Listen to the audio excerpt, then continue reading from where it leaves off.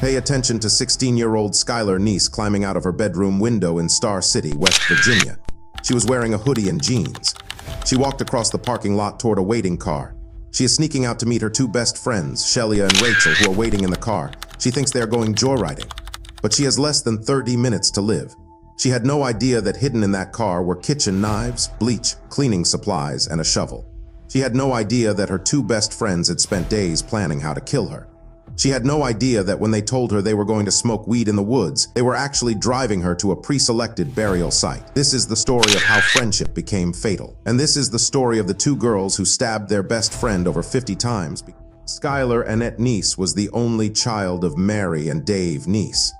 She was born and raised in Star City, West Virginia, a small town just outside Morgantown, population barely 2,000 people. The kind of place where everyone knows everyone, where you don't lock your doors, where you trust your neighbors. Skylar was 16 years old in the summer of 2012. She was an honor student at University High School, straight A's, on track to graduate early. She had big dreams. She wanted to be a criminal defense attorney. She wanted to go to college, law school, make something of herself. To help save money, she worked part-time at the local Wendy's. Her coworkers loved her. Her teachers loved her. Her parents adored her. She was funny, sarcastic, smart. She had her whole life ahead of her. And she had two best friends she trusted completely. The first was Shelia Eddy. Shelia had been Skylar's best friend since they were 8 years old. Almost a decade of sleepovers, inside jokes, secrets shared. They'd grown up together. After Shelia's parents divorced and her mother remarried, Shelia moved to Morgantown and attended University High with Skylar. They were inseparable. The second was Rachel Schoaf. Rachel had transferred to University High from a private Catholic school. She was younger than Skylar and Shelia, born in 1996 while they were born in 1995 and 1996 respectively. Rachel was quieter, more reserved, but she quickly became part of their tight-knit trio. By the summer of 2012, the three girls did everything together. They went to parties. They got into typical teenage trouble. They posted about each other constantly on Twitter and Facebook. From the outside, they looked like the perfect example of teenage friendship. But something was changing beneath the surface. In early July 2012, Skylar's Twitter feed started showing cracks. On July 4th, 2 days before her death, she tweeted about being sick of being at home and sarcastically thanked her friends for hanging out with you all too. Then, the day before she was killed, she posted something even more ominous.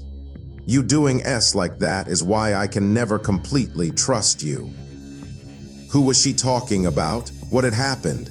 Her parents didn't know, but the tension was building. Years later, investigators would piece together what was really going on. Shelia Eddy and Rachel Schoaf had developed a secret romantic relationship. They were together, dating, and they were terrified that Skylar would expose them to their conservative families in small-town West Virginia. Whether Skylar actually knew about the relationship or whether the girls simply feared she would find out remains unclear. But what is clear is this: Shelia and Rachel decided the only solution was to kill her. Not in a moment of rage, not in a sudden fight, but through careful, calculated, premeditated murder. Let me walk you through what happened on the night of July 5th into the early morning of July 6th, 2012.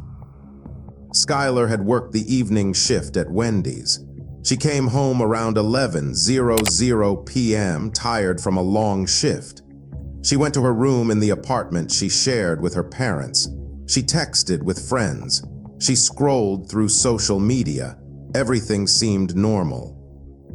At some point that night, Shelia Eddy and Rachel Schoaf picked up cleaning supplies from their homes. Bleach, wet wipes, cleaning rags. They put them in the trunk of Shelia's silver Toyota Camry. They also packed a shovel, the kind you'd use to dig a hole. And they took kitchen knives from their homes, sharp ones. They hid them in the car, tucked under seats, concealed in their clothing. Then they texted Skylar, "Wanna go smoke?" It was a normal invitation. The three of them had driven out to remote areas before to smoke marijuana. It was something they did regularly.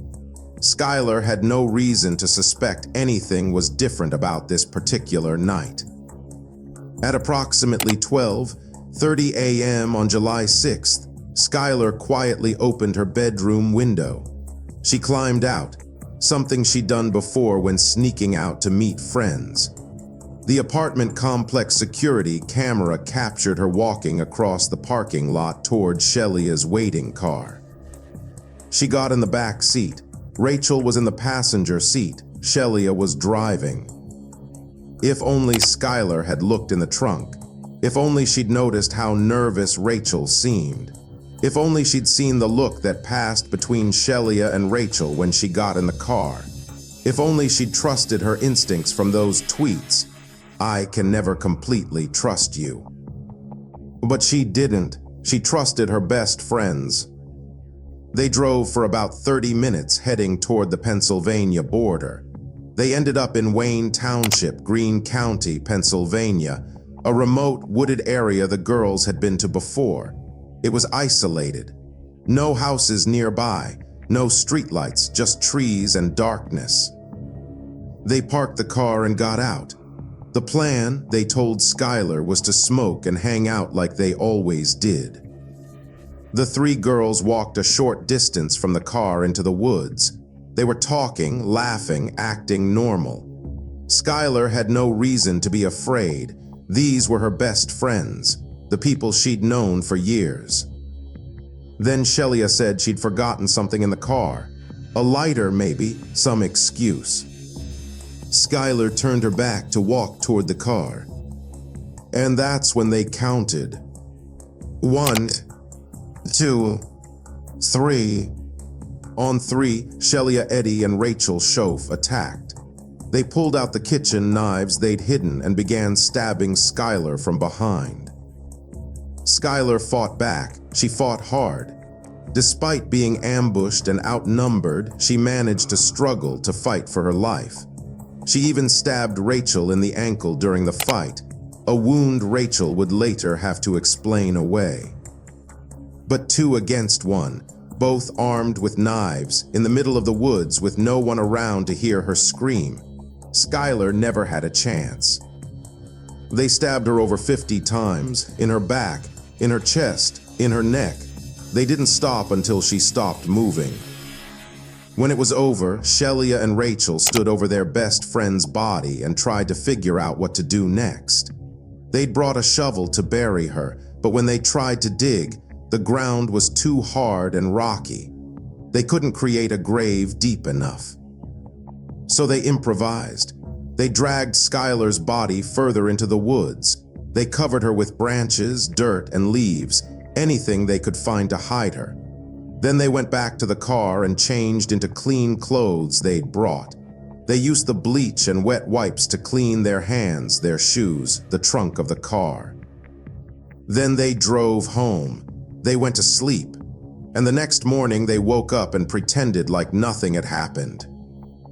When Skylar's parents woke up on the morning of July 6th and found her bedroom window open and their daughter gone, they immediately knew something was wrong. Skylar's cell phone was still in her room. Her contact lens solution was there. Her charger was plugged in. She'd left without any of the things she would need if she were running away. Dave and Mary Neese called the police. But because Skylar had climbed out of her window, and because she'd done this before to sneak out with friends, authorities initially classified her as a runaway, not a kidnapping victim. That classification was critical. Because of it, an Amber Alert was not issued. There was no immediate, widespread public notification. The case was treated as a low-priority missing person report, a teenager who would probably come home in a few days. But Skyler didn't come home. Not that day, not the next day, not the day after that. The Neese family began their own search. They printed flyers with Skyler's photo. They distributed them all over Star City, Morgantown, and the surrounding areas. They organized search parties. They contacted local news stations. And who was right there beside them, helping with the search, posting on social media about how much she missed her best friend. Shelia was at the Neese home constantly. She helped pass out flyers. She comforted Skylar's parents. She posted on Twitter about how worried she was. She even sat with Mary and Dave, holding their hands, telling them she was sure Skylar would come home soon. Rachel Schoaf was less visible, but she also participated in the search efforts and expressed concern to investigators. To everyone around them, Shelia and Rachel looked like devastated friends desperate to find their missing best friend. No one suspected they'd murdered her. But law enforcement was starting to have doubts about the girl's story. The first red flag came from that security camera footage. The video clearly showed Skylar getting into a car at 12:30 a.m. when investigators initially interviewed Shelia and Rachel. The girls claimed they'd picked up Skylar around 11:00 p.m., driven around for a bit, and dropped her back off at her apartment. But the timestamp didn't match. Why would they lie about something so easy to verify? Investigators pulled cell phone records. The girls' phones pinged off towers in a pattern that matched a drive toward Pennsylvania, not just driving around Star City like they'd claimed. Then there was the forensic analysis of Shelia's car. Investigators examined the Toyota Camry multiple times over several months, and despite the girls' attempts to clean it with bleach, forensic technicians eventually found traces of Skylar's DNA in the trunk. The pieces were coming together, but investigators needed a confession. They needed one of the girls to break. For 6 months, Shelia Eddy and Rachel Schoaf maintained their innocence. They stuck to their story. They acted devastated. They cried at vigils. They helped with searches. Shelia even continued posting cryptic messages on social media. 1 month before her arrest, she tweeted something chilling. "We really did go on 3." At the time, no one understood what it meant. It seemed like random teenage nonsense. But later, investigators would realize it was a reference to the murder, counting to 3 before they attacked Skylar. It was almost like Shelia was taunting everyone, like she thought she was too smart to get caught. But Rachel Schoaf was starting to crack. Unlike Shelia, who appeared cold and unbothered, Rachel was falling apart.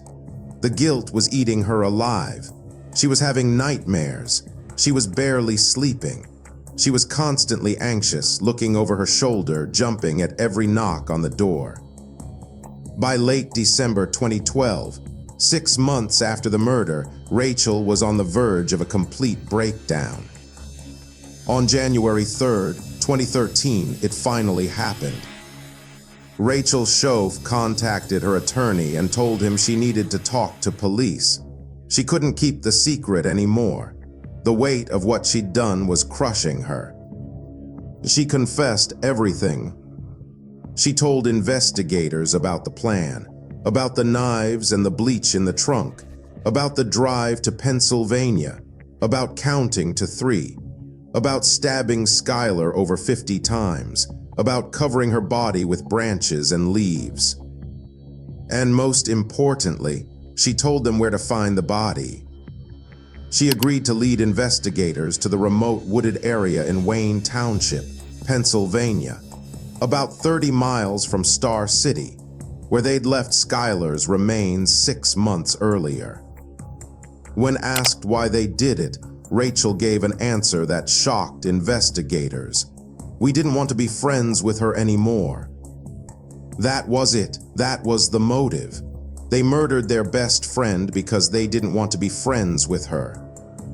But as the case developed and more details emerged, investigators learned there was more to the story. Shelia and Rachel were in a secret romantic relationship. They were terrified that Skylar knew about it or would find out and tell their families. In 2023, during Rachel's parole hearing, this motive was officially confirmed. The girls had feared being outed in their conservative community. They believed killing Skylar was the only way to keep their secret safe. Think about that for a moment. 2 teenage girls murdered their best friend, stabbed her over 50 times, because they were afraid she might tell someone they were dating. On January 16th, 2013, 10 days after Rachel's confession, authorities located Skylar Neese's remains in the exact location Rachel had described. The body was found in a wooded area in Wayne Township, Greene County, Pennsylvania, just across the state line from West Virginia. Skylar had been dead for more than 6 months. Her remains were partially decomposed and still covered with the branches, leaves, and dirt that Shelia and Rachel had used to conceal her. The medical examiner's report confirmed what Rachel had already admitted. Skylar had been stabbed more than 50 times. The cause of death was multiple sharp force injuries. She had defensive wounds on her hands and arms, indicating she'd fought desperately to defend herself. For Dave and Mary Neese, the discovery brought a horrifying end to 6 months of hope. They'd held on to the possibility that Skylar had run away, that she was alive somewhere, that she'd come home. Now that hope was gone. Their only child was dead, murdered by the girls they'd welcomed into their home, the girls they'd trusted with their daughter's life. With Rachel's confession and the discovery of the body, investigators had everything they needed to arrest Shelia Eddy. But there was a problem. They wanted Shelia to confess too. They wanted her to admit what she'd done. So they tried something risky. They had Rachel wear a wire and arranged for her to meet with Shelia, hoping Shelia would incriminate herself in conversation. It didn't work. Shelia was too careful. She didn't admit to anything. She remained cold, calculated, and in control. Investigators realized they weren't going to get a confession from Shelia. So on May 1st, 2013, nearly a year after the murder, they arrested her at her high school. Shelia Eddy showed no emotion during the arrest. No tears, no panic, nothing. The forensic evidence that sealed the case was ultimately a combination of factors. The security camera footage showing Skylar getting into the car at 12:30 a.m. The cell phone tower records showing the drive to Pennsylvania. The DNA found in Shelia's trunk despite the cleaning attempts. And most damning of all, Rachel Schoaf's detailed confession and her willingness to testify against Shelia. Both girls were charged as adults with first-degree murder. Despite being juveniles at the time of the crime, the brutality and premeditation of the murder meant they would be tried in adult court. Rachel Schoaf was the first to be sentenced. Because she'd confessed, cooperated with investigators, and led them to Skylar's body, she was offered a plea deal. In May 2013, Rachel pleaded guilty to second-degree murder. On February 26, 2014, she was sentenced to 30 years in prison. Under West Virginia law, she became eligible for parole after serving 10 years. During her sentencing, Rachel addressed the court and Skylar's parents. She said she was sorry. She said she thought about what she'd done every day. She said she knew she deserved to be punished. Whether her remorse was genuine or performative, only Rachel knows. Shelia Eddy, on the other hand, showed no remorse whatsoever. She refused to plead guilty for months, maintaining her innocence despite overwhelming evidence. Finally, in January 2014, she accepted a plea deal to avoid trial. Shelia pleaded guilty to first-degree murder. On February 26, 2014, the same day as Rachel's sentencing, Shelia was sentenced to life in prison with mercy. Under West Virginia law, life with mercy means she's eligible for parole after 15 years, which would be around 2028. During her sentencing, Shelia showed no emotion. She didn't apologize. She didn't address Skylar's parents. She simply stood there, cold and detached, as if the proceedings didn't concern her. Dave Neese spoke at both sentencing hearings. He told the court that his daughter had been his world. He said that Skylar had trusted these girls completely, had considered them her best friends, had loved them, and they'd betrayed that trust in the most horrific way possible. Mary Neese was too devastated to speak. She sat in the courtroom, sobbing, as the girls who'd murdered her only child were led away in handcuffs. The community of Star City was shattered. How could two seemingly normal teenage girls commit such a brutal murder? How could they plan it so carefully?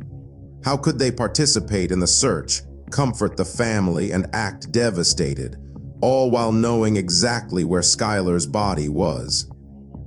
The case raised uncomfortable questions about teenage psychology, about the capacity for evil in young people, about how well we really know anyone. But the Neese family refused to let Skylar's death be meaningless. They channeled their grief into action. One of the major failures in Skylar's case was the lack of an immediate Amber Alert. Because she was classified as a runaway rather than a kidnapping victim, there was no widespread public notification in those critical first hours and days. Dave and Mary Neese lobbied the West Virginia legislature to change the law. And in May 2013, Governor Earl Ray Tumlin signed Skylar's Law into effect. Skylar's Law modified West Virginia's Amber Alert criteria. Now, an alert must be issued immediately when any child is reported missing and believed to be in danger, regardless of whether there's confirmed evidence of a kidnapping. The law was designed to prevent other families from experiencing the delay that might have cost Skylar her life. The Neeses also created Skylar Talks, an outreach program that visits schools and community groups to talk about Skylar's story. The message is simple. If you know about a plan to hurt someone, if you hear someone talking about violence, if something doesn't feel right, say something. They call it Skylar's Promise. The hope is that if even one person speaks up because of Skylar's story, her death won't have been completely in vain. In 2023, Rachel Schoaf became eligible for parole after serving 10 years. She appeared before the parole board, expressed remorse, and asked to be released. The parole board denied her request. She remains in prison and can reapply for parole in the future. Shelia Eddy will become eligible for parole in 2028 after serving 15 years. Given her complete lack of remorse and her behavior both before and after the murder, many believe she should never be released. Dave Neese has said publicly that he will appear at every single parole hearing for both girls for the rest of his life. He will tell the parole board about his daughter, about what these girls took from his family, about why they should remain behind bars. Skylar Neese should be 28 years old today. She should have graduated from high school in 2013. She should have gone to college, maybe law school like she dreamed. She should be starting her career as a criminal defense attorney. She should be building a life, falling in love, making her parents proud. Instead, she's buried in a cemetery in Star City, West Virginia. Forever 16. Forever remembered as the girl who was murdered by her best friends. This case isn't about a stranger in the shadows. It's not about a random act of violence. It's about the people we trust most. It's about how friendship can become fatal when secrets, jealousy, and fear take over. It's about two teenage girls who decided that murder was easier than honesty. Shelia Eddy tweeted once before her arrest, "We really did go on 3. She thought she'd gotten away with it. She thought she was clever enough to fool everyone. But in the end, Rachel Shoaf's conscience broke. The guilt became too much to bear, and that confession, along with forensic evidence, cell phone records, and Skylar's DNA in the trunk, brought both girls to justice. The surveillance camera captured Skylar climbing out of her window at 12:30 a.m., walking toward that silver Toyota Camry, trusting her best friends one last time. She deserved so much better than 16 years. She deserved to live. She deserved friends who actually loved her.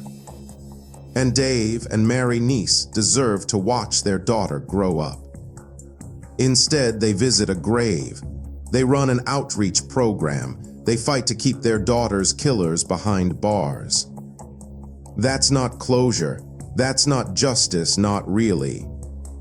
But it's all they have. Remember Skylar Neese.